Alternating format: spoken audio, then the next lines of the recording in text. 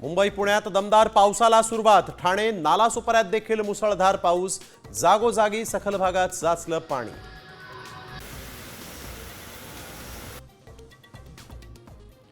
राज्यात मंगळवारी 4 कोरोना रुग्णांचा मृत्यू, मृतांची एकूण संख्या 14 वर। नागपुरात दोघांचा तर चंद्रपूर आणि मिरजेत प्रत्येकी एकाचा मृत्यू। राज्यामध्ये 510 सक्रिय रुग्ण।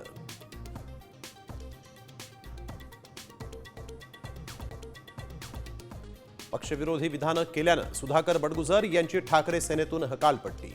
उघडपणे नाराजी व्यक्त करणं गुन्हा असेल तर तो मी केलाय, बडगुजर यांची पहिली प्रतिक्रिया।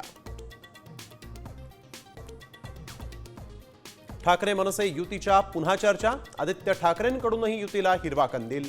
महाराष्ट्राच्या हितासाठी एकत्र आलं तर स्वागतच, आदित्य ठाकरेंचं मोठं विधान।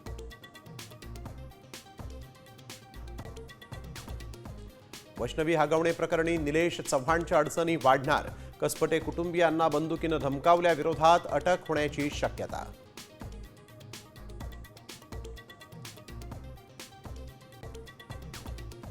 संत गजानन महाराजांची पालखी आज भौरदहून अकोल्यामध्ये दाखल। पालखीचं यंदा 56वं वर्ष।